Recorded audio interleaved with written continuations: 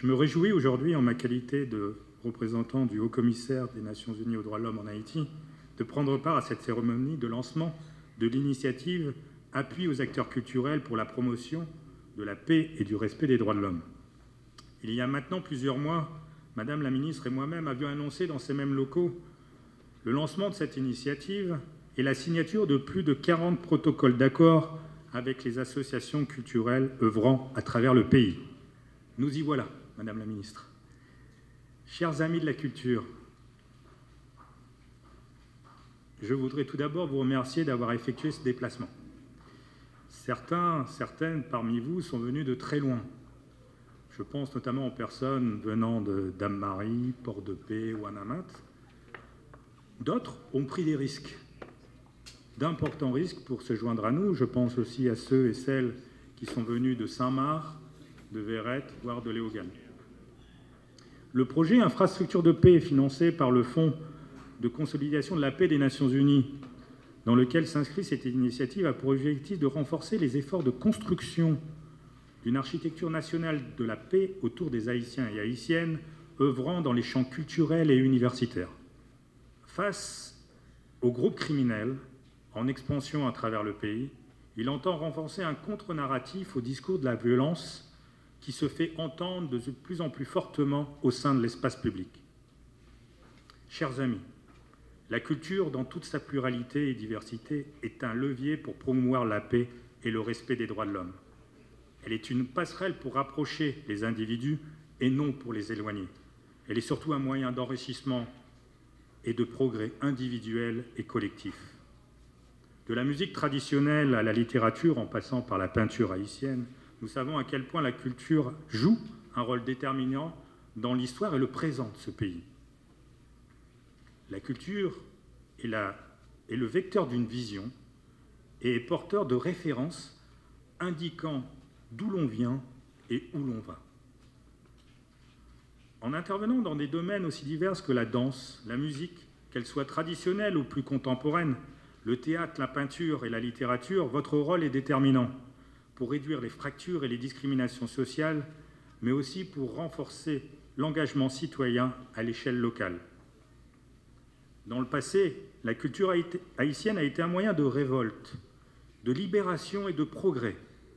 Elle doit aussi devenir maintenant un moyen de résistance face à la montée de la violence, et cela afin d'ouvrir la voie à une société plus apaisée.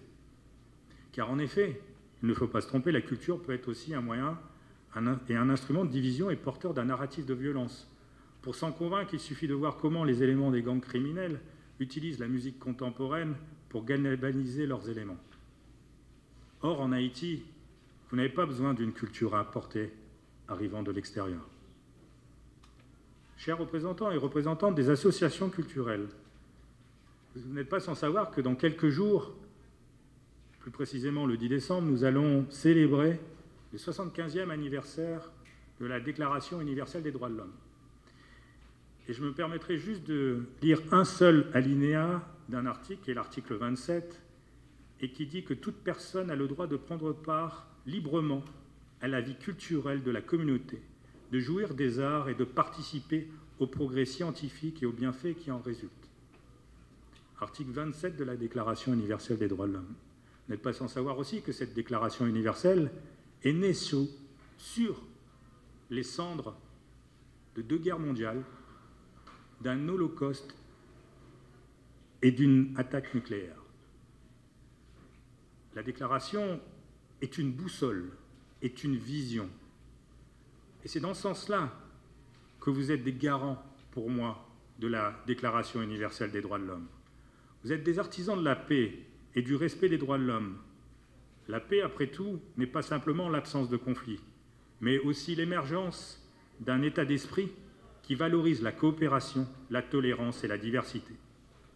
Je me réjouis particulièrement du fait que dans les agglomérations et les régions que vous soutenez, vous, les opérateurs et opératrices culturelles, vous arrivez à rendre le service public accessible et utile à beaucoup plus de personnes de toutes conditions et de tous âges.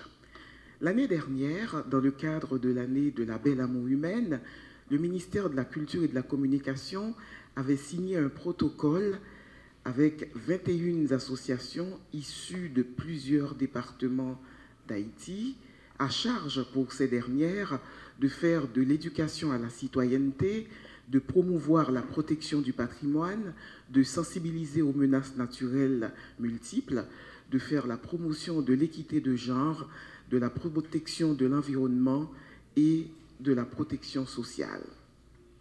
Cette année 2023 est l'année du patrimoine haïtien et l'un de ses objectifs est de bâtir une architecture nationale de paix autour des jeunes haïtiennes et haïtiens en impliquant des acteurs du milieu culturel en vue d'enrayer l'expansion du narratif de la violence dans l'espace public. Ce projet, avec le Haut Commissariat des Nations Unies aux droits de l'homme, s'étendra sur l'année 2024, dont l'identité sera assez proche de celle de l'année 2023. Et cette année 2024 marquera, vous le savez déjà, les 220 ans de l'indépendance de la République d'Haïti. C'est le Premier ministre Ariel Henry qui aura le privilège dans quelques jours de vous révéler l'identité de l'année 2024. La culture, mesdames et messieurs, constitue un champ d'action et un lieu de choix esthétiques qui garantissent la mise en place et l'achèvement de ces projets de société pharaoniques qui ont le pouvoir de traverser le temps et de servir de référence à diverses générations.